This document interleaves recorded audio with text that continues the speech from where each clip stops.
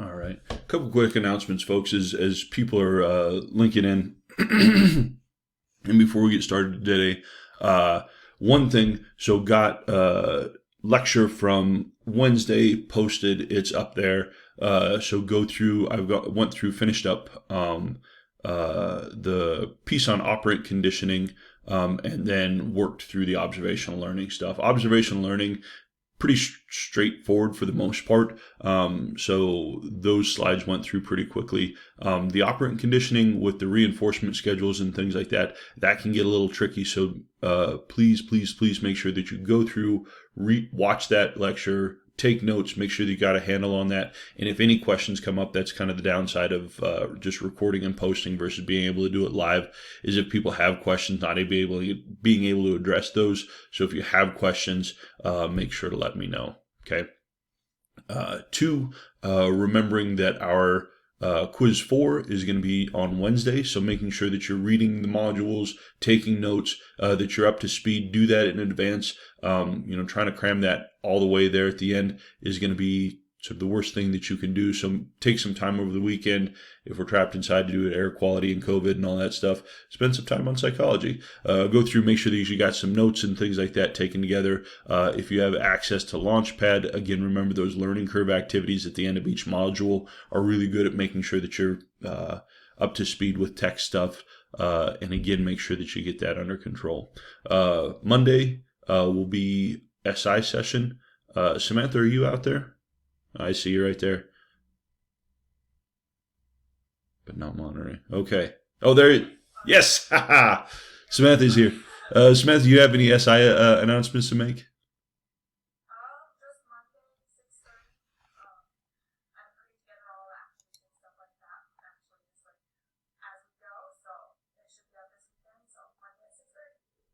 Cool. All right. There we go. Now I got. Can someone else talk at me real quick? Hey, how's it going? There we go. Okay, cool. I had Zoom switches around what mic my computer is using at any point in time, so this is better. All right, cool. So we got Samantha will have SI on Monday. I'll have review session on Tuesday. Again, 5 to 6. Come in, drop out, sort of whenever you want to. Come for part of all of it. If you can't make it and you have questions, shoot those to me. We'll go through, record that, make sure that everybody's good to go. Again, for this classical conditioning and the operant conditioning, really want to make sure that you have a handle on examples, right? That you're able to identify different pieces and parts in different applied scenarios. So make sure that you're focusing on that stuff. Research is important. We still have lots of time. We got a whole half a semester left to go through and do research, but make sure that you're picking up studies. If you're needing studies, monitoring that. Remember that you need 6, but I'll credit you up to 9. And if you don't miss any appointments, have any excused no-shows, I'm going to give you a few extra bonus points for that. So just make sure that you're staying on top of all of research requirements. And then last thing, I guess, I'm going to send out, I've got a colleague who's running a study, pretty cool, looking at some physiological measurements on some stuff. It's not a study that will get you credits towards this class, but it's a paid study. So if you come in with so, Jonathan's head snapped up. It's a study. You come in with a friend. And so just looking at some interaction stuff, I'll send out an announcement and contact information if you're interested. $10 for coming through and participating. So now it's an in-person study, and so if you're on campus or off campus or something like that, so that might not be a thing. But I'll go through, send you an announcement. If it sounds interesting and you want to participate, that's cool. Go ahead and get in touch with Doman. I repeat, this is a paid study, so it's not going to count as research credit for this class, but if it's something you just want to do on the side, would encourage you to go through and take a look at that. So, all right. Any questions about anything before we get started with lecture stuff? Feeling A-okay? All right, cool. Okay.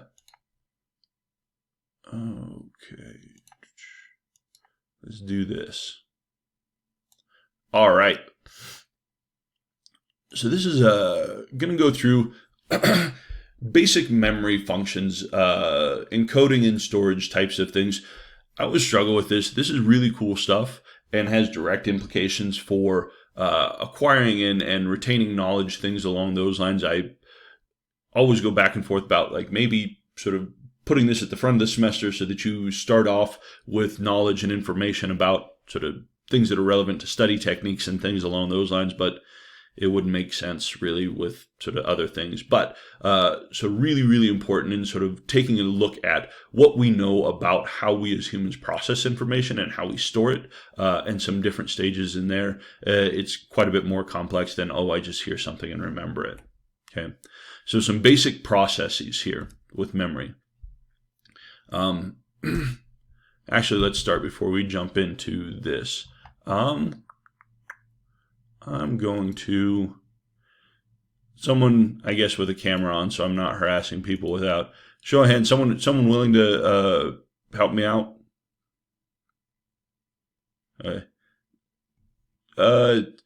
Jonathan, I can't hear your stuff. Natalie, I'm going to go with you. All right.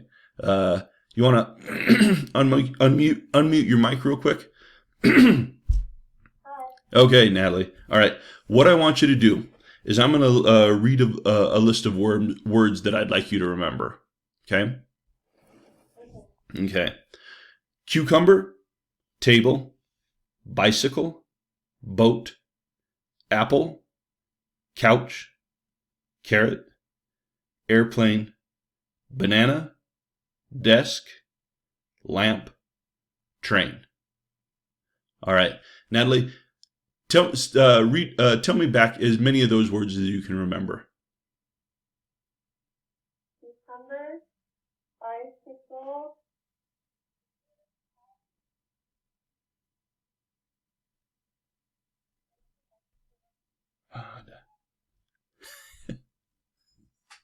Your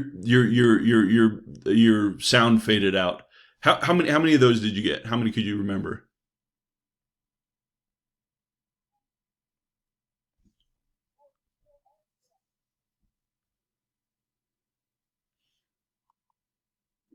Is this any better? That's miles better. Yeah. All right. So Natalie, about how many did you remember on that? 4 or 5. 4 or 5. Okay. I'll trust you. All right. Let's go through and do this again. I'm going to read it again. Listen carefully. Table, bicycle, boat, apple, couch, carrot, airplane, banana, desk, lamp, train. All right. How many of those, tell me as many of those words as you can remember. Boat, train, lamp, couch, bicycle, apple, and that's all. Okay. All right. So 7, that's pretty good, right? All right. So as we're going through this, Natalie, thank you. As we're going through this, what I was asking Natalie to do here is a basic task that we'll often use for different types of memory evaluation, cognitive performance, and things. And so what Natalie was doing in this was a couple of different things. If we're thinking about this process, first thing Natalie needed to do was encode information, right? So as I was going through and reading that list of words, it was important that Natalie was sort of actively attending to and processing that information, okay? And then what Natalie needed to do is she needed to take that information and store it somewhere, right? So if I say, hey, Natalie, here's some words I'd like you to remember. What you're doing, that signals to you, okay, I need to retain this information, right? So storage involves retention, and then we've got retrieval. Retrieval is going in and pulling that information out. What we can find sometimes is I might have stored that information, but like some things, I put it somewhere and I can't find where it is, and then I've got a retrieval issue, okay? And so what we see is that if we disrupt things at any level, we start to get memory deficits, okay? If I have an encoding deficit, right? If Natalie had some sort of encoding deficit, what I would say, okay, Natalie, I'm going to read through this list. And immediately afterwards, I say, okay, read through the list. Can you tell me all the words that you can remember? If Natalie says, I can't remember any of them, like I don't know, I know none of those words, that would suggest an encoding deficit, would suggest that at no point, like Natalie wasn't paying attention. She was looking somewhere else or has some pretty considerable brain insult that kept her from just sort of raw encoding that information. Okay. So if we're seeing someone unable to recall something, even like right after I told them, it's an encoding issue, right? However, if I go through and I say, Natalie, Natalie, can you sort of jump back on for me? Of those words, how many of those words were foods? Maybe 3, like cucumber, carrot, apple. Any other ones? I don't know. All right. Banana, right? So what we would, yeah, right? So, okay, there we go. So what we would see if we had a storage deficit is that if I go through and I say, hey, Natalie, after a delay, right? So we've spent some time going through, you say, okay, Natalie, how many of these words do you remember? And you say, I don't remember any of them. And I say, okay, how many of those foods were, or how many of those words were foods? And you still said, I don't know.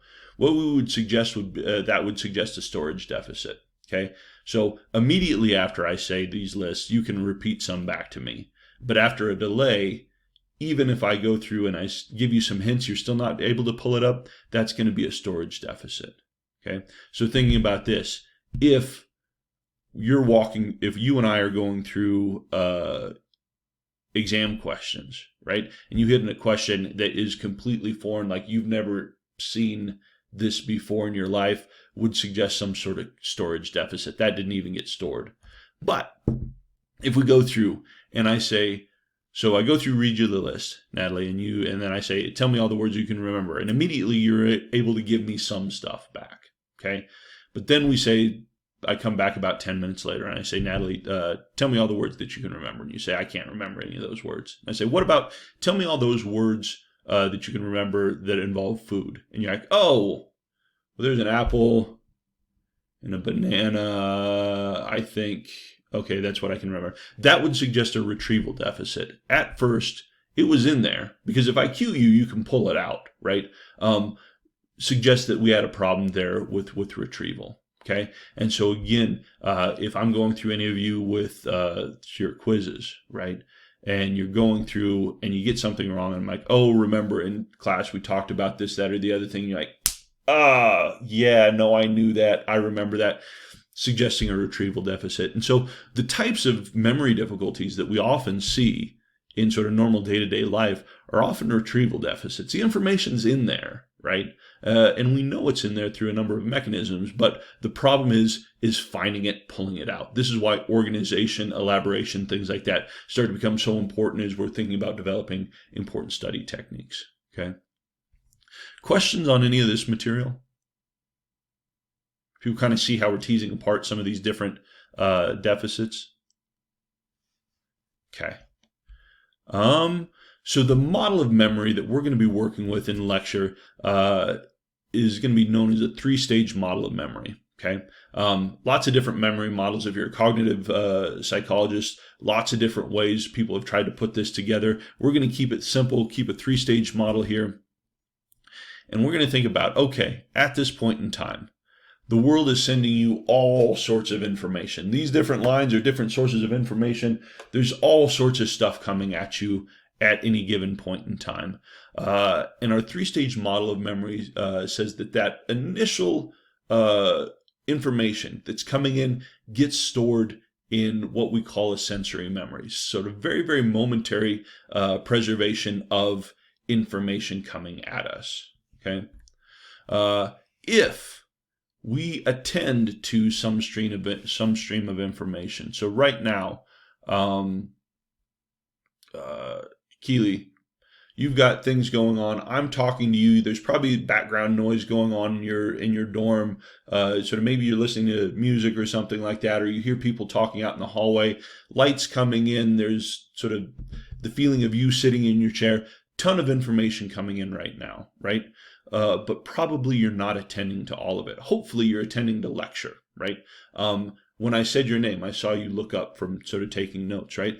And what we do is we start to see, once we start to attend to certain streams of information and we start to encode that, that gets processed then out of our sensory memory and gets put into our working memory. Working memory, this is where we're actively manipulating information and new knowledge and things along those lines. So as I'm talking to you about these things, all of you, hopefully you're attending to it and encoding that information, the meaning of the words and the context, and storing it briefly in working memory.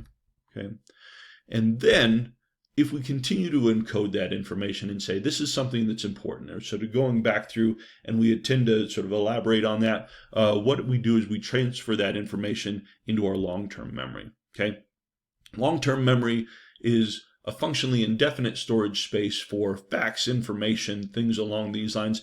But what's interesting about the relationship between our working memory and our long-term memory, it's got this reciprocal information. Okay, it's going back and forth. What we're doing is we're taking, when we're storing information in our long-term memory, it's not just a one-way street.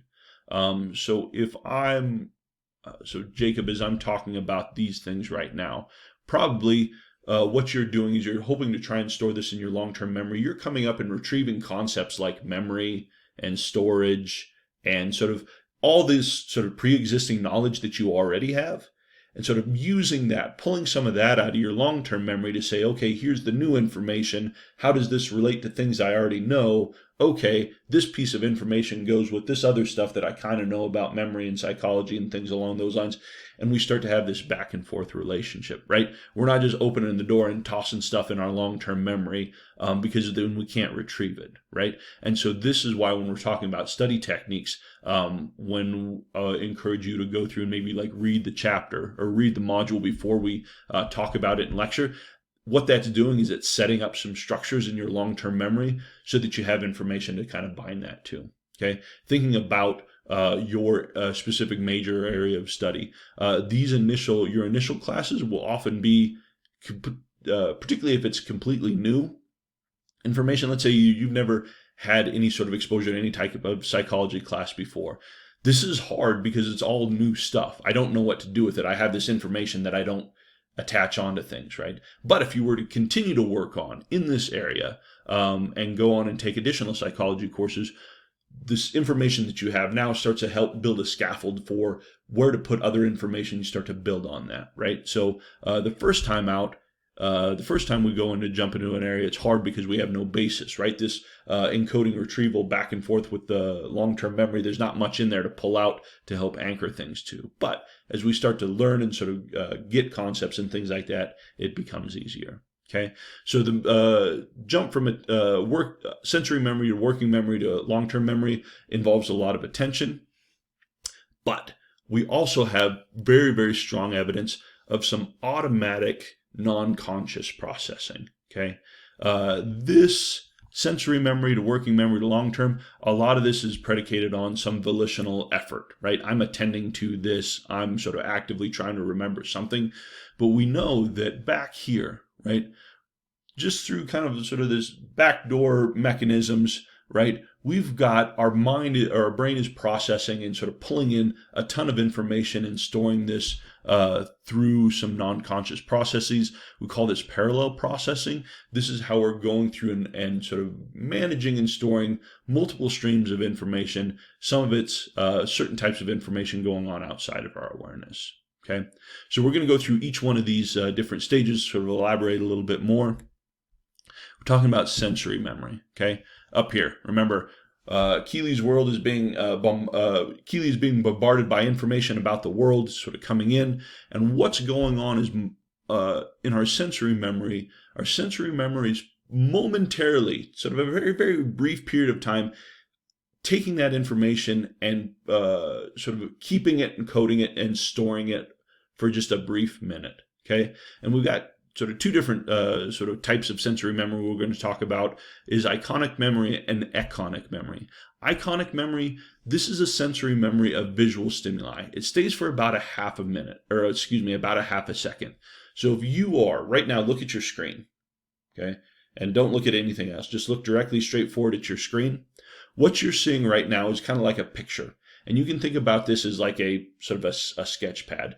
And for a brief moment, about half a second, sort of everything that's going on in your visual field is kind of burned into this iconic memory. But the moment that something else comes in, all right, whatever was behind that disk that I just sort of popped into the screen is now gone. That was replaced by sort of whatever was there. I'm trying to think about, all right, here. Look at me, like right at me. You're looking directly at my head. Boom, my head's gone. Boom, my head's back, right? What's going on is that sensory memory, that iconic memory.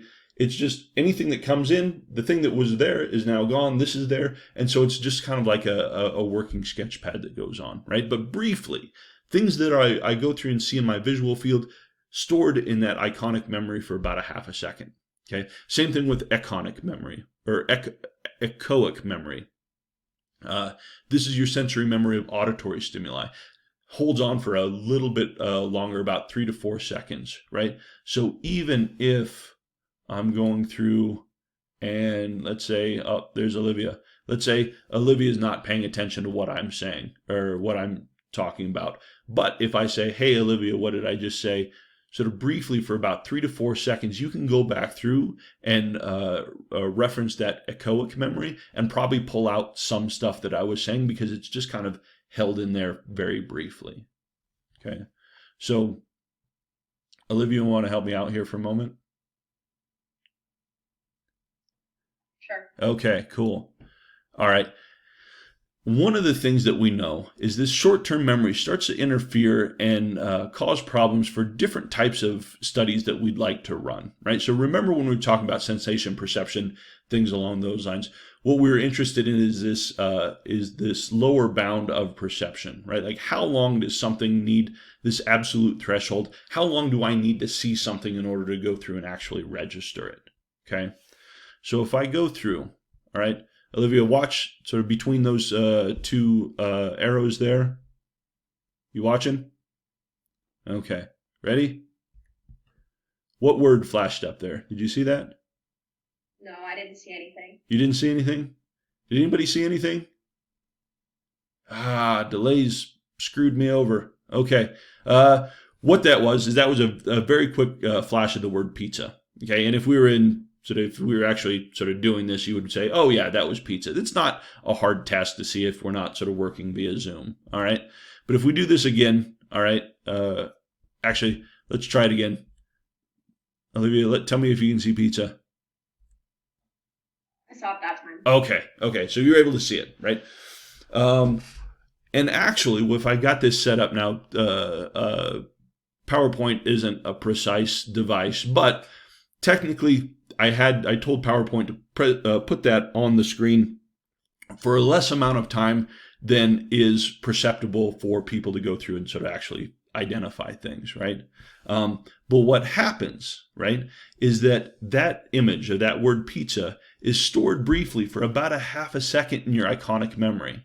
And so if I'm trying to find the absolute threshold, like what's the minimal amount of time that a visual stimulus needs to be on there that you can go through and identify it, what happens is my iconic memory fools around with that. Because I go through and I present something below the threshold of sort of conscious awareness, right? But in just day-to-day stuff, that image is still burned into your iconic memory. And so what you can do instead, you didn't recognize it immediately, but what you can do is reference your iconic memory, and that's sort of sitting there for about a half minute in your iconic memory, and you can say, okay, that was pizza, all right? So what about this? Let's try this again, Olivia.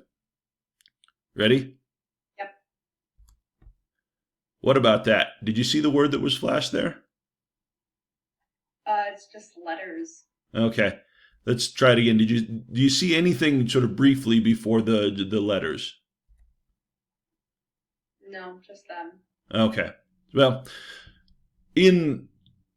what we actually did there is I went through and I took a word and flashed it right there where those letters are for the same amount of time that I had pizza on there, but then put these letters, just random letters, X, B, H, T, Q, over the top of it. Okay.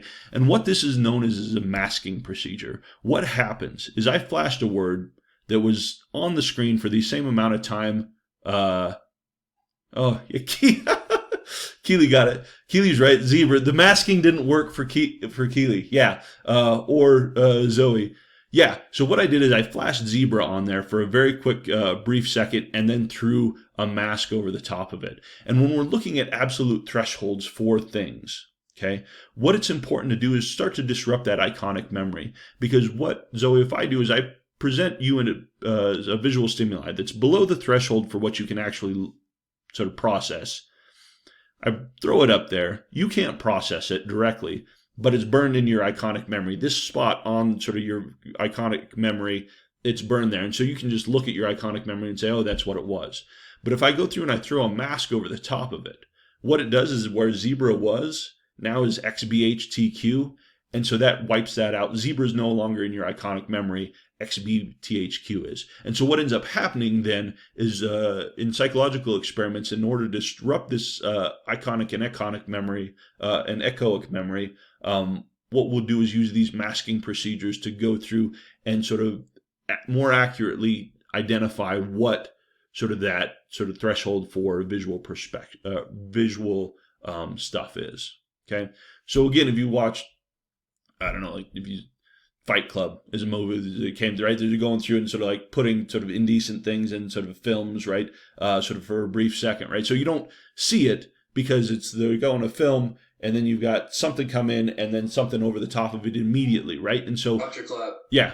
there's an appropriate one in a Looney Tunes episode where an explosion happens and there's a frame of an American flag for one frame, and then the rest of the explosion happens and it's just colors, so you can't see that there's an American flag. Who? Yeah, I'm trying to see who is talking. Oh, it's me. I'm searching through. Who's me? It's Colin. It's Colin. Colin. Okay. So instead of using the phallic symbol in Fight Club, you can use the American flag. Thank you. That's in Looney Tunes. Okay, cool. Thank you, Colin. Can you go through and send me a link to that or something like that? Because that would be okay. Because that would be a nice thing. I don't want to use Fight Club sort of scenes in class for just trying to not be offensive, but that'll help out, right? So again, this idea that for this sensory memory is just kind of like a scratch pad that temporarily holds on to stuff. Okay. And the important thing to remember is attention is very, very crucial. Like you have to be attending to what's going on in order for information to go through being processed. If I'm not paying attention to it, all this stuff that's going on in the sensory memory is just going to be filtered out and sort of just kind of go through because, our brain's not just going to stack up and store unreasonable information or stuff that's not relevant or important. Okay. All right. What was that? Did anybody see that? Okay. Did anybody in the chat? All right. So again, if we go through, take a look. Anybody see it there? No? Okay. Well, I guess Zoom. I saw it, but I couldn't see what word it was. Okay, so Declan, so you saw it. Okay, so again, just train, sort of flash briefly up the same amount of time that zebra and pizza came up there too, but just saying, unless you're actively attending to it, sort of right there, these are the types of things that you're going to miss. Okay. So, any questions about sensory memory or how this stuff works, or kind of what's happening with this? Okay. So, if things are coming in, being stored briefly in our sensory memory, and we're attending to it, we then go through and process, sort of move this along into our working memory. Working memory, this is just a storage space where we're actively working with and processing manipulation, new information and knowledge. This is similar to your RAM on your computer, right? This is the space where I'm able to take through, manipulate, work with, sort of move around, sort of whatever new information is coming into me at any point in time, okay? What we know is that, okay, here, let's do this. Daniel, will you help me out with something? Yes. Okay, awesome. What I'm going to do is I'm going to go through and I'm going to say a number of or a sequence of numbers. I'd like you to repeat those back to me exactly as I read them to you. Okay. 4, 2, 6. 4, 2, 6. 9, 2, 1, 9. 9, 2, 1, 9. 4, 6, 9, 0, 3.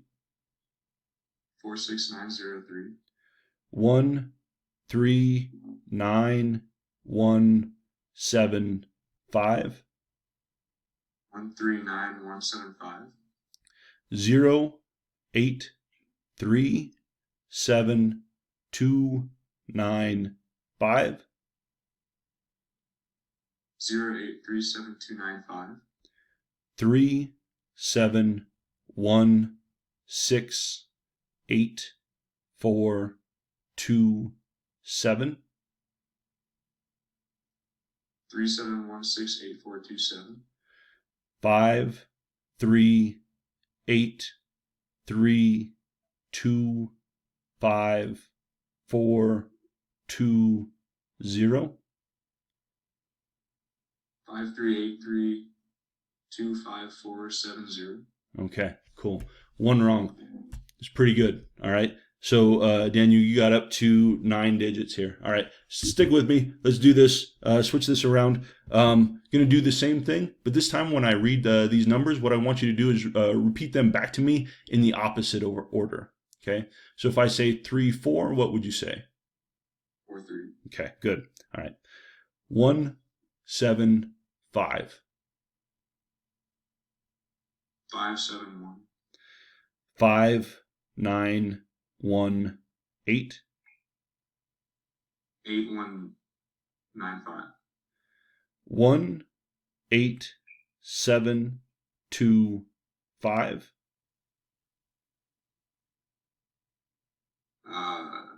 5, 2, 7, 8, 1. 2, 0, 5, 1, 7, 1. 1, 7, 1, 5, 0, 2. 3, 7, 1, 6, 8, 4, 2. 2, 4, 8, 7, 6, 1. Okay. So you got it to 4. Which, Daniel, which one of those was the more difficult task? Definitely the backwards one. Definitely the backwards one. And why was that more difficult? Just because it's not what I'm used to doing, and yeah. Okay. Yeah, it's a harder task because the first time around, if I'm just going through and having you read numbers, right? You're just going through and sort of reporting those back to me, right? But if I ask you to go through and reverse those, what you need to do is you need to take that stream, switch it around, and then go through and do it, right? So it's requiring a greater amount of manipulation of that information as opposed to just repeating it back, okay? And what we know is that all of this, Daniel, thank you so much. What we're doing here is what we're doing is sort of having, working through Daniel's working memory, having him process information in this task. And what we know is the capacity of your working memory is limited, okay? On average, working memory can handle about 7 pieces of information plus or minus 2, right? So, Daniel, you did really good. You hit in the front, sort of working forward, you hit 9 digits that you were able to reliably work back to me. So again, we're sort of on the high end of that 7 plus or minus 2 there, right? But asking you to do that in reverse, now I'm asking you to take that information, flip it around, do other stuff. And so in that case, you got up to 4, right? I thought you were going to tap me out at 5, and then I was going to have no more numbers to tell you. But so sort of really good working with that sort of, but it's a more difficult task because in our working memory, we're having to take it, sort of manipulate it, move it around and things along these lines. Okay. And so there's a reason why, well, before we got into cell phones and you add area codes to everything, but cell phones, social security numbers, 7 digits is because that's about what we can go through and sort of keep in our brain sort of at any given point in time. Okay. And with our working memory, this information is generally retained for as long as we're actively processing it, right? So if I just tell you information, right? Going back to who? Right. I was trying to find. I can't remember who I was reading numbers to. Natalie was reading words to you. Yeah. So that information was held in your working memory for about as long as you were going through and sort of asking, sort of about 12 seconds. But as I was going through and asking you to, I say, okay, Natalie, here's this information. I want you to read these words back to me. So as I was reading, what were you doing to try and hold on to that information?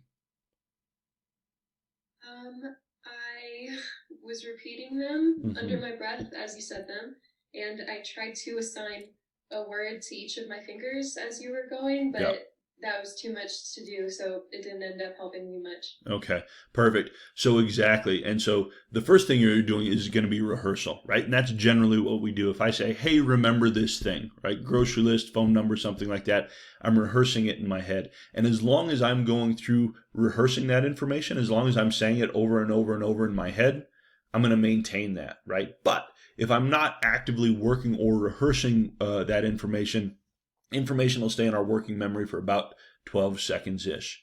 Now, Natalie, what you were talking about is a different mnemonic strategy where you're assigning different words to different fingers.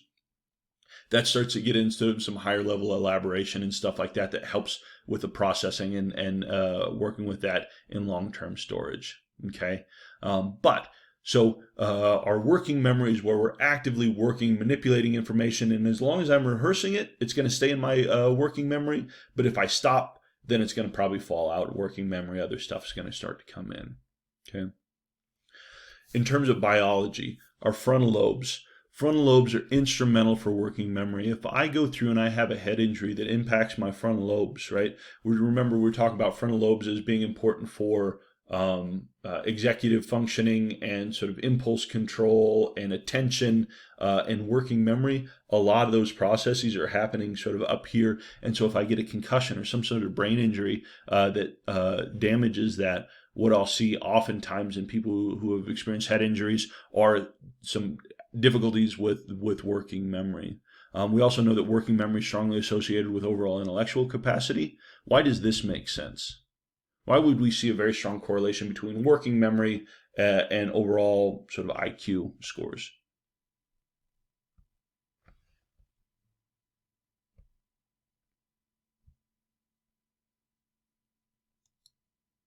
Any ideas? Maybe because your ability to grab information and process it will also tie to how much long-term information you can have. You're exactly right, Colin. Yep. If I have, think about working memory as kind of the size of the engine in your car, right? If I've got a big working memory and I can handle quite a bit of information and actively go through and process that quite a bit, it's just giving me more capacity, sort of more options and more flexibility to go through and work with stuff. And so what we generally see is that performance on sort of overall IQ scores, things along those lines, strongly influenced or strongly correlated with sort of this working memory stuff. Okay. Same thing if I got a computer with sort of a limited amount of sort of working memory, I can't do all that much with it. If I got lots of working memory, it gives me much more flexibility. And so we see this frontal lobe, just if I've got more space to process information and I can sort of hold on to more information and sort of hold on to it a little bit longer, we see that strongly associated with overall measures of intellectual ability. Okay. Questions about working memory here? Okay.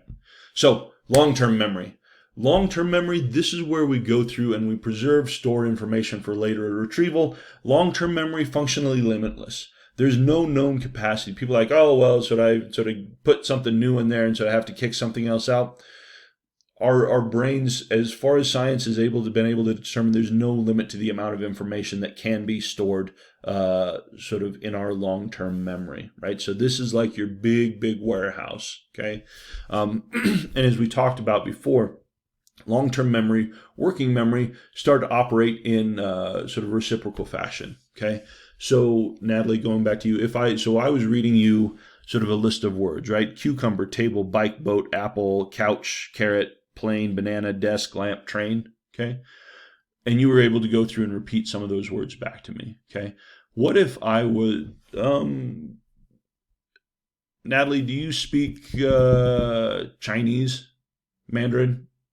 No, I don't. Okay, so if I was giving you a number of words, a list of 10 words or 12 words in Mandarin, how good would you be at repeating that back to me? Probably not very good at all. Not very good at all. Why? I don't speak the language. Right.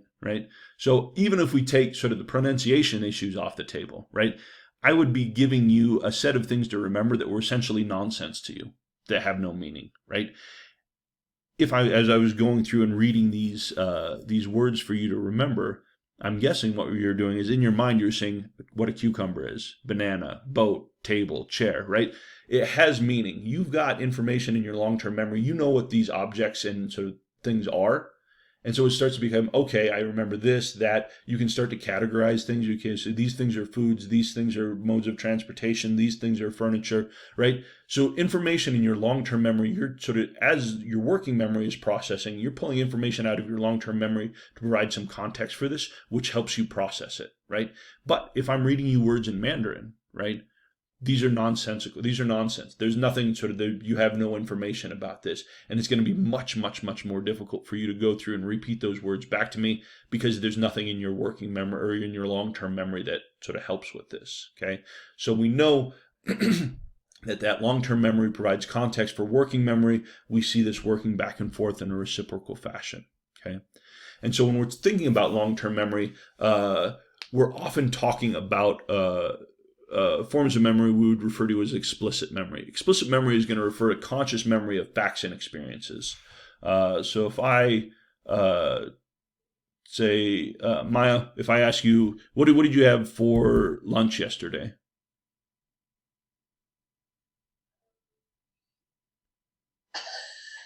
I can't remember. What? You're having a retrieval deficit. What did you do? What did you do last evening? Or tell me something you did yesterday.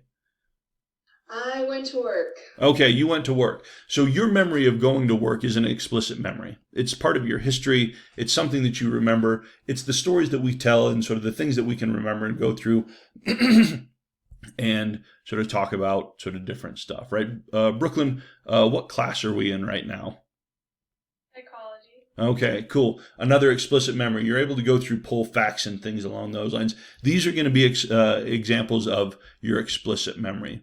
And your hippocampus, if we're going back to biology, hippocampus is going to be instrumental for encoding these types of explicit memories, okay? Now, as we talked about before, your hippocampus is not like the center of all memory. Like all of your memories of your entire history and life are not existing in your hippocampus, but your hippocampus is important for temporarily taking that information and then sort of sending it off to wherever it's going to be stored in your brain. Okay, so if we went through and were to lesion or damage that hippocampus, we would see severe problems with long-term memory and storage. Okay, we've essentially cut the production line to send things out and store things properly, and so we'd see pretty severe deficits if there were to have damage to your hippocampus. All right. Questions about long-term storage? Dr. Clapp, I actually do have a question. Yeah. So when it comes to like children and things like that and being able to like, they're kind of like sponges, I guess, is what I've heard. Yep. So is it easier for them to store things in long term than it is for adults? I wouldn't think so necessarily, right? Because again, this is why kids are sponges, is because everything's new, right? If I'm sort of everything that I'm encountering is kind of a new experience and it's kind of interesting and exciting and things along those lines, right? I remember being a little kid, being really excited about washing dishes. That seemed like a fun thing till I sort of got some more experience. I'm like, this sucks. No one wants to do this, right? So small children, and this is the why. How come? Why does this work, right? Because kids are just kind of pulling in information. But as we start to, throughout development, start to get more information and facts and sort of understanding things, it helps with long-term memory and sort of performance and different things. This is one of the reasons why reading to kids is so important, right? It's just basically information. They're just wanting to suck in as much stuff. And if I'm going through and I'm reading and I'm comprehending, I'm learning stuff and sort of random facts and things like that, which provides the basis for future learning on things. Does that help? Yes, thank you. Cool. I have a question. Yeah. So when someone experiences amnesia, Yeah. is that a problem in the hippocampus where it just needs to heal, or is that another part of the brain?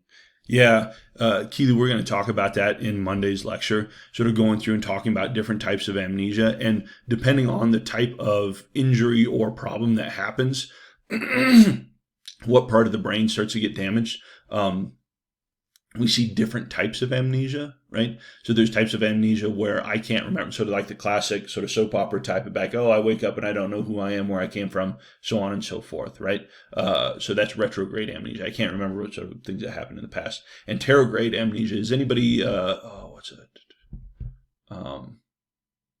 the Crepes. It's a good movie. So basically, I can't form new memories. Okay. And so new things that come out, like everything, I could meet Brooklyn every day at the same time. And I would, every time I met Brooklyn, it would be like I was meeting Brooklyn for the first time. I'd be like, oh, hey, fantastic. How are you? My name's Josh, right? And so depending on the type of amnesia that we see and the type of area where that is damaged, and it starts to be an impact on impacting retrieval and coding and in storage, which is super interesting on how all this stuff works together. So same thing as when we're talking about memory deficits, depending on sort of where that deficit is happening, sort of shapes the type of thing that we're seeing. Same thing with amnesias and stuff. Good question. I also have a question. Yeah. So does long-term memory become stronger over time because we have more experiences and more retrieval cues? Yeah, perfect, Colin. What we see, and we'll talk about this when we get into talks about or discussions of like intelligence and sort of how we go through and sort of work with some of that stuff. What we see is overall intelligence being relatively stable over the course of the lifespan.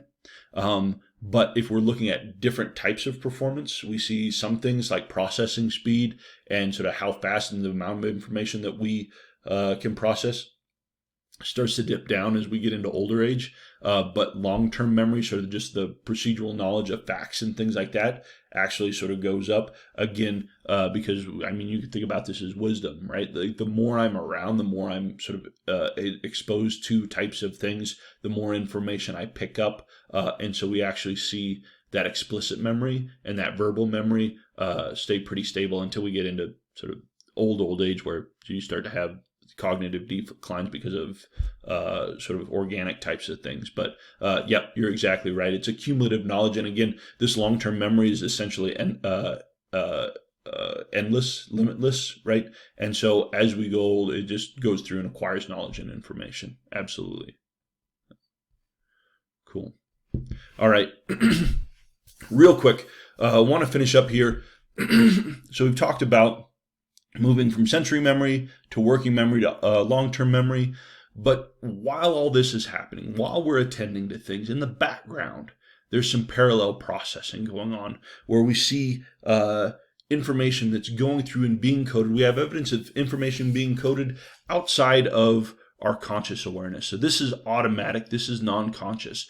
And so with this automatic processing, we talk about this as implicit memory. And this implicit memory is information stored without our conscious effort. And what we know about implicit memory is it's difficult to verbalize. It's difficult to sort of say, oh, hey, this is what's going on in my implicit memory. I don't have words for it. And it's very, very difficult to inhibit as well. If you say, okay, inhibit your implicit memory, it's hard to go through and override this, right? So some things that we'll see. Procedural memory. This is a form of implicit memory. This is memory for how you perform certain types of tasks. Okay. Let's see right now. Maya, are you taking notes right now? Yes, sir. As you're writing things down, how many times did you think about how you form the letter A? Probably didn't. Yeah, right? Why? Do you not know how to write A's? Well, no, I do. I just do it automatically. Exactly, right? Writing is one of these things. We've done it for so long, right? And we've done it so many times that we don't have to think about it. It's automatic, right? We're just picking it up, right? And this would be an example of procedural memory. It would be very, very inefficient if I had to think about how to write T's and A's and all that stuff, right? As I'm going through and doing it. But if I've done it, if it's part of my procedural memory, it just happens, okay? Do I have any golfers in the audience right now? Yeah. Okay, Declan, is that you? Yeah. All right. Tell me give me step by step, describe how you swing a golf club. You don't swing it like a baseball bat. Okay. That doesn't give me much guidance. I want to be are you a good golfer? I'm okay. Okay, well, I want to be an okay golfer too. So you just tell me how to swing that golf club so that I can be an okay golfer. Is that an easy thing to do? No. No, it's not, right? It's hard to put into words. You'd be like, okay, you just do it, right? This is why, so I like to ski. This is why I'm a terrible ski instructor. I can't put into words how you go through and do it. I'm like, because I didn't ever learn properly. It was just like sort of blasting down a hill, fall down and stuff like that, right? And so you kind of figure it out. But if I'm trying to teach somebody, I'm like, I don't know, you lean, like you just do it, right? It's part of my procedural memory. And so it's difficult to talk about or verbalize or go through and put into words because it's part of this automatic stuff that's going on, okay? So this is going to be my procedural memory. That's about time. We'll stop there. We'll stop there. We're about finished up with this, but we'll finish up with different types of implicit memory when we go and meet up on Monday with things. Okay.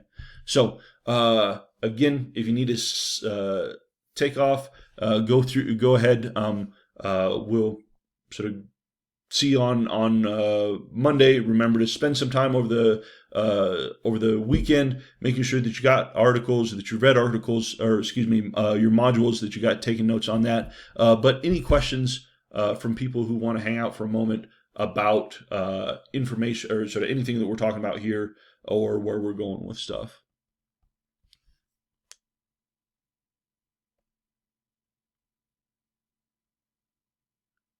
Feeling okay with this? Okay, cool. Well, this was a demo-heavy lecture, so thanks for everybody who sort of jumped in. Daniel, you have a wonderful working memory. Nice work. You should be proud of that.